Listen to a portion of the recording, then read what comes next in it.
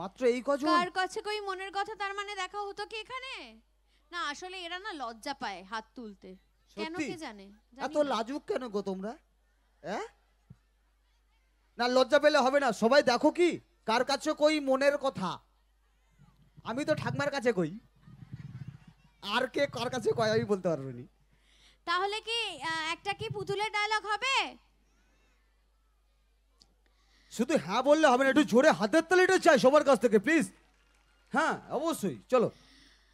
বলছিলাম কি যে তোরা তো অনেকক্ষণ ধরে আমার জন্য অপেক্ষা অপেক্ষা করছিস, আমার খুবই ভালো লাগছে এখানে এসে।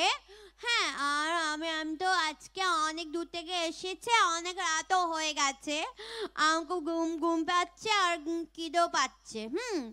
এবার তো তোরা সবাই আমার ফাংশন দেখে বাড়ি চলে যা, তারপর আমি খেয়ে দিয়ে বাড়ি যাবো, কেমন? খুবই ঘুম পাচ্ছে, আবার কালকে সকালবেলা অনেক কাজ আছে আমার বাড়িতে গিয়ে।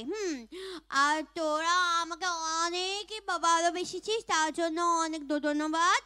আমার খুবই ভালো লাগে, আর আমাকে ভালোবাসিস এমন এমন করে আমি খুব খুশি হব, কেমন?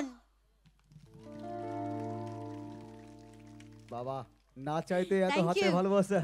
যাই হোক, ওরা সবাই কিন্তু ঝিলিককে মনে রেখেছে, শুধু ঝিলিককে নয় পুতুলকেও মনে রেখেছে। নিশ্চয়ই। হ্যাঁ। এবং ঝিলিকের পাশাপাশি কিন্তু মানে পুতুলও আমার জীবনে একটা আইকনিক ক্যারেক্টার, যার জন্য আমি মানুষের কাছ থেকে অনেক ভালোবাসা পেয়েছি। এবং শুধু পুতুল নয়, এরকম অনেক চরিত্র আছে যার জন্য মানুষ আমাকে মনে রাখে, মানুষ আমায় ভালোবাসে। আশা করি ঈশ্বরের আশীর্বাদ, আপনাদের ভালোবাসায় আগামী দিনে আরো ভালো ভালো চরিত্র। একদম একদম, একটা জোরে হাতের তালি ম্যাডামের জন্য সবাই মিলে, বেশ একটু জোরে হাতের তালি।